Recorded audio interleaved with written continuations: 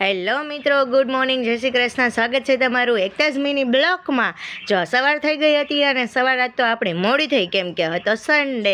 એટલે સન્ડેના દિવસે તો નીંદર કરવાની હોય, કેમ કે આપણે ટેન્શન ફ્રી હોય. એટલે જો સવારમાં નાસ્તો કરી અને આપણી પાસે છે આ સરસ મજાનું બર્ડ. એનું નામ કોને ખબર હોય એ મને કમેન્ટ કરી દેજો. જો અને એને તો આપણે સરસ મજાની રજા હતી એટલે ખવડાવી. કોથમરી તો એને બહુ જ ભાવે. તમારી પાસે બર્ડ હોય ને, તમારા બર્ડને તમે શું ખવડાવો છો મને કમેન્ટ કરજો. અને બપોરનો ટાઈમ થઈ ગયો એટલે શાક અને રોટલી બનાવી નાખ્યા. શાક બનાવ્યું તો ફુલાવરનું, અને પછી ધોઈ નાખ્યા આટલા બધા કપડાં ધોઈ. અને સાંજનો ટાઈમ થઈ ગયો.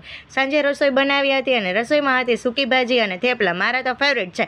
તમારા છે કે નહીં મને જણાવી દેજો. અને થેપલા અને સૂકી ભાજી ખાઈ અને બહાર નીકળી ગયા હતા આપણે ચક્કર મારવા, કેમ કે આગે તો બાબા કોઈ આપને લઈ નથી જતું. એટલે કીધું નજીકમાં તો ક્યાંક લઈ જાવ, એટલે આપને લઈ ગયા નજીકમાં. અને નજીકમાં ગયા આપણે કાવો પીવા માટે, કેમ કે શિયાળાની ઋતુમાં કાવો છે એ પીવો બહુ જ સારો છે. શરદી ઉધરસ થયા હોય તો મટી જાય. અને કાવો પી અને પાછા આવી ગયા ઘરે, કેમ કે સોમવારે જવાનું હતું સ્કૂલે. એટલે બહુ મોડે સુધી જગાઈ નહીં, નતર થઈ જાય મોડું. અને જો રાતનું વાતાવરણ આવો તો વિડીયો ગમે તો લાઈક અને